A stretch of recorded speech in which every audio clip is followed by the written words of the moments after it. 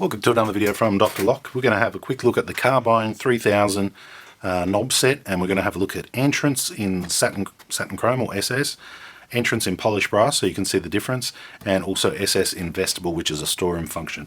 So there is one or two more colors. I believe there's a chrome and there's also a bit of a brown color called antique bronze. I'll show you those on a later date. Alright, so let's have a look at the entrance. So this is your main configuration here, and then I can show you the difference in the polished brass so you can look at the color and see what you think, and then I'll show you a vestibule and tell you where and why you're going to need that. Alright, so let's go through. Heavy duty, commercial grade, superior quality, easy to install, tested to 250,000 cycles. I reckon you'll get more out of these. In my time in the trade, this is the type of knob set you'd put on a unit front door, on a foyer front door. They really last. Commercial grade. They're a step above domestic. You pay a little bit more, but they're definitely worth it. On the side here it's clearly marked ENT, so you can identify from a distance when it's sitting on the shelf. Entrance. The back set is 60mm. They also do come in 70mm as well. They're not one that's adjustable, so you either pick your 60 or your 70. They also can be set up to 127mm back set by adding a little piece of extension. I'll talk more about that later on. Now this one here, the part number is PE 3100 minus 60, so you could say PE 3000, PE 3100 60 PB is how we would say it in the trade. Okay, so let's go through. Polished brass isn't as commonly used as the silver, but I'm going to show it to you anyway.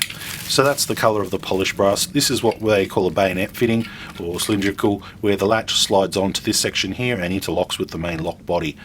To get these knobs off the back, you need to push in a little tool there, or a spike tool, push it, remove the knob, then you can take this plate off and then you can mount your screws. You can also take the front knob off. If you've got the keyway up around the wrong way, you can put the key in, turn it to I think 3 o'clock position, turn your knob so that little drop-in, silver drop-in right there can be seen. Push the tool in and you can remove it. Comes with a little bit of cardboard for your recycling bin. There's your 60mm latch, so you can get it with 60 or 70, and there will be the option as well on our lock shop if you want it at 127. If you want it at 127, there's another piece of latch that clips in there to basically extend the latch. So if you've got a 60 and you want it 127, we give you a bit. If you've got a 70 and you want it 127, we give you another little bit. So there's 3 sizes: 60mm, 70mm, 127mm. And when I'm talking about sizes, I'm talking about back set. So when we talk about back set, that means the center of this hole to the edge of the door where this part sits. So if you look at it this way, there's your edge of the door, there's your center of your hole, that's where your big round 54mm hole is. To install this is the same as all locks and latches. You've got your 24mm speed ball coming in from the side, mortise in your face of the actual latch, and it goes in. The latch itself is a dead latching latch. Once this smaller latch part is pushed in, the top part of the latch then becomes solid, so you can't shim the latch open. Alright, in the screws here we have some nice colourful screws, brass in colour, so they're nice and matching. We have two of the smaller ones for the side here, we have 2 of the smaller ones for the strike, and then we have 2 of the larger ones. In the box still we have our keys. Our keys are 6-pin Lockwood profile keys, LW5 as a Silca key blank reference. The actual bitting is on the back here, 413452. You can use that to rekey other locks on a property too. So if you were installing this lock and then you wanted to match the lock above it to the same key, you could just read that, drop in the appropriate pins, and then you'd be using 2 locks with the 1 key. So really handy they do that. Carbine branded. In the box still we have what's called a strike box or strike keeper. That can be mounted at the back there to make it look nice and tidy. If you're mounting somewhere where you don't want to see through, maybe there's a piece of wood there, and you drill the hole straight through, it looks a bit nasty, put that box in the back and it looks okay. A lot of people don't even bother, it's a lot more work. Some instructions in there. Let's go through the knob section now, just to show you how to remove the knob.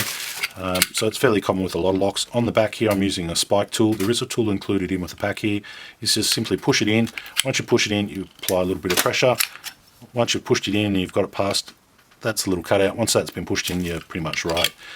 Okay, now I can take it off. This is where the 2 screws go on to tighten it. So if I was going to fit this to the door, I'd separate these 2 parts right here. Okay, I would now go up to my edge of my door and I would adjust for my thickness. If this ruler was the thickness of my door, I'd probably spin it in a couple of times just like that to allow this rose to go in or out. Then I could pretty much line it up. You want your latch to be lining up in the center, not hanging off the edge where it might possibly disconnect one day. So always in the center. So you just line it up like so. When you're happy with it, make sure your keyway's up the right way. Keyway is the same thing to get off. You simply put your key in, turn the knob to the point where you can see the nice silver section like so, holding it, turning it, spike it, pull it, turn it round, push it back, and wait for it to clip in, and you're good to go. Alright, so now let's get back to fitting that on the door. You've got a hole in the door, it comes through the front, and then you've got your latch. Make sure latch is going in the right direction. Clips on like that. Sorry you didn't see. Clips on like that. So the outer parts go, the outer parts of this go up underneath here, and the middle section, the T section, goes in the middle there. Operates like so. If you can see that. Okay. Alright, then we get our fixing plate, we put that on. I like to put it with this little dicky spring coming towards this side. Once that's on, you put in your two large screws, which are here and here, which will then squeeze it to the lock door. You come along with your plate right here. There's a little lunk on this side, which goes under that. Then you've got your little black spring, which will pop through from the front. So you line up that little lunk there. That goes underneath, and you come through from the front, just push it on. Doesn't want to play nice for me. There we go. So that's onto the back, holding it on. That's at the front. If this doesn't stay on too well, you can sort of bend that down a little bit, get a little bit more grip on it sometimes. Once that's on the door like so, you then come through with your knob set, slide it on, and you should be good to go. There's a vertical line there which will line up with this back bit. Okay, and then you're good. Okay, so hang on, are we on? Always give it a good pull to make sure it locks in properly. Alright, so this is an entrance lock, which means that once it's locked from the outside, it's locked. When you turn the knob on the inside, the button pops out. If you want to go in and out all day, every day, and you don't want this lock to lock, then you could just leave it in the passage mode, which means you just use it as standard handles. The only way it's going to lock is by pushing the button, and when you come home of an afternoon, you could use your key. So if you don't want to lock it, you don't have to. You could use it just as simply passage handles. Alright, so there's all the bells and whistles of those locks. Now these are commercial grade locks. They're really good. Just about every locksmith uses them. We're all very happy with them. If you're looking for a good reliable lock at a reasonable price, I would say just buy a commercial grade Carbine, Brava, Carver. Actually, you know what, stick with Brava or Carbine, they're the main ones. So that's the silver finish, identical, everything's identical. The only difference here is just basically the colour. Okay, there's silver. Alright, let's just pop them aside there. Everything else remains the same, which I've spoken to you about. Now vestibule. Vestibule is the same function as what other manufacturers call storeroom. What that means is from the inside, it's always free. From the outside, it's always locked. You're going to use this type of lock on storerooms, bathrooms, foyer doors, public access doors, anywhere that a customer, client, or resident would use, but you know they're never going to relock. If you had to rely on people each and every time to push that button to relock the door, 99% of the time the door's going to stay unlocked because nobody's going to bother to do it unless they've got a bit of property inside, or they really care for the property. So this type of lock is where you would use it. Somewhere you want it locked at all times. When you use the key from this side, you simply put the key in, give it a turn, it pulls the latch back. That's all it's going to do. It's not going to deactivate the lock in any way, apart from pulling the latch back, at which stage you can simply just push the door open and then take your key out. The lock remains locked. So this is vestibule, also known as storeroom. You might find on our website as storeroom. Really handy. There is also the combination where you've got a knob on the outside and a lever. That's also handy as well. When you're using a storeroom function or vestibule function, you also can upgrade it on the outside and get a security sleeve on this side. What that does is it prevents people from getting vice grips or monkey grips and attacking it and trying to force the lock open. I'll give you a look at one of them. I've got one right here. Just so handy. There we go. More bubble wrap. Alright, part number on this. This would be, this is a Brava one, and Brava and Carbine are compatible with a 3000 series. 11001050 is the part number. Okay, so there's your knob there.